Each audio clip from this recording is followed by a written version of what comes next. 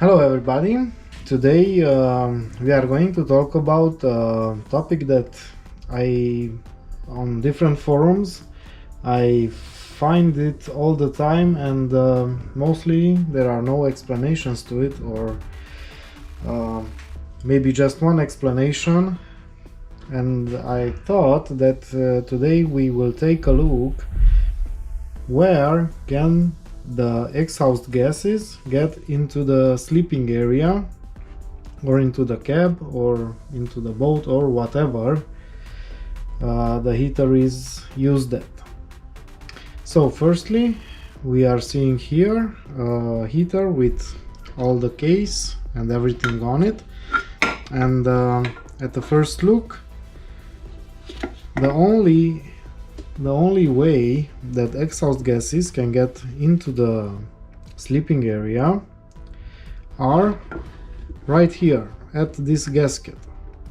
So this is the first thing you should check, and always take care to have this gasket in good condition.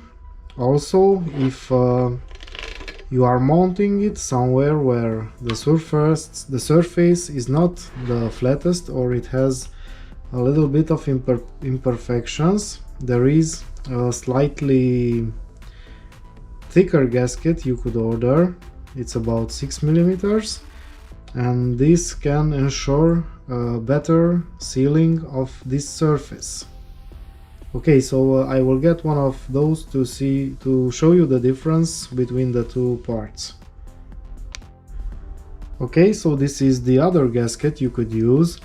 It's actually from an earlier version of heater from DLCs, but this will fit to this heater perfectly, and this should not be a problem.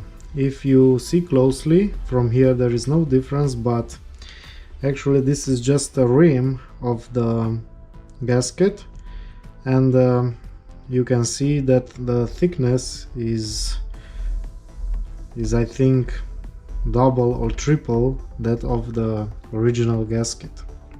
So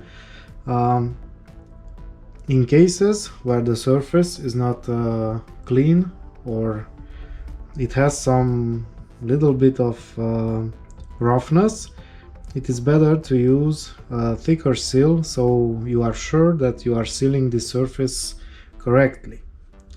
Again, I do not recommend mounting the heater if the surface is not perfectly flat, and this is for two reasons.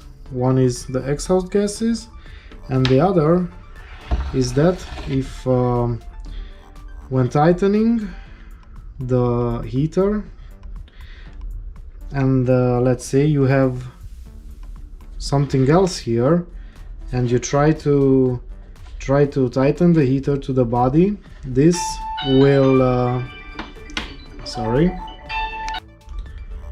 Okay, so if you over tighten the heater like this will push the case up, and eventually the fan will touch the heater's case, and you will have other problems then. Okay, so if this is okay, and usually here are the problems most of the time, because you can see here you don't have a very good seal. So even with this you can get the heater higher, but you will still have some holes there. So actually in that case I think you will be better using both like this, and then you will not have any problems. But the secret is to have a flat surface, and if you don't have it, you should use a mounting plate or something like that, which has the surface flat, and this seal here will be airtight. Okay, so if this is all okay, then you can move to other things. which are not very common. I will use this heater because it's already open. I will just take down the case here to show it better. Just a minute. Okay. So the other two places where smoke can get back to the heater is this little seal here and at the glow plug here.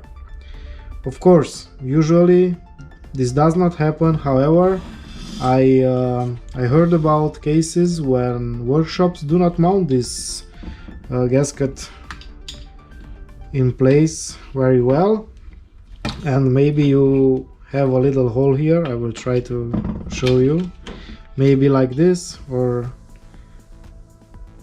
something like this. So anyway, you get the idea. As I said, it usually does not happen, but it's one way where exhaust can get inside the sleeping area.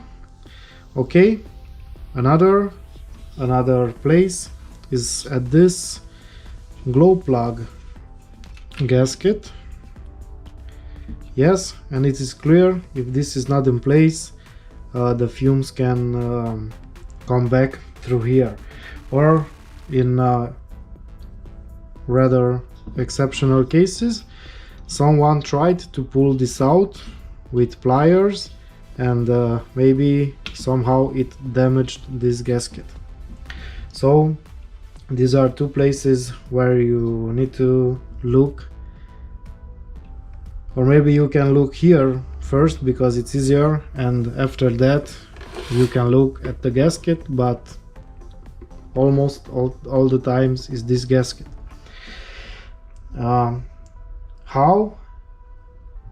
How can exhaust gases get back? Well, usually this will happen mostly when you start or you stop the heater and the fan is not working at high revolutions, and sometimes not all the gases will blow out in the exhaust, because maybe it's easier for the gases to come back if there is slightly smaller resistance here. Then it will come back here, not outside the pipe as it should. And also when the heater stops, some fuel could remain in the burning chamber, and this is hot after we stop the unit and begins to evaporate, and it will come back exactly in these two holes, because sometimes I see this phenomenon at the heaters. After you stop it and the heater is warm, some vapors are escaping the intake port, and this is just unburned fuel. Okay, so that's about it. And I think if you have this figured out and everything is closed, the last place you should look at is the seals on your doors, and also if you have some holes in the body for depressurization. This is for usually cars do have some flaps in order for you so you can close the doors easier, and the overpressure when you are slamming the door goes out through these flaps. These are just opening for a moment and then closing back. You should also check those flaps. It could be that the exhaust is not escaping from under the car, and where it's escaping could be that it's exactly one of these flaps and it's not closed properly, and then you again can smell exhaust gases in the sleeping area. So I think that's it for today. We will keep it short because this is the only issue I wanted to address today. I hope you guys understood that these are the only places. Other than that, maybe through the windows or the one of the doors gasket is not closing properly and all the gases are coming back. So I also advise you to in the limits of 2 meters, because this is the length of the exhaust pipe you can use on these heaters, try to run it somewhere outside the body or somewhere where the gases can escape easily from under the car. But keep in mind to never orientate the pipe in the driving direction, because this will cause a lot of problem. Okay, so these are the things to consider. The pipes never in the driving direction, neither this neither that. So, and also keep the distance between the two pipes so exhaust doesn't get sucked back into the combustion air. Okay, so that's it for today. Thank you guys for watching. If you have questions or suggestions, please leave them in the comments. I hope you learned something from this video, and I'll be back shortly with another heater repair video, maybe, or who knows what will come in the workshop next. Okay guys, thank you for watching. Don't forget to like and subscribe, and yeah, that's it. Have a nice day. Bye bye.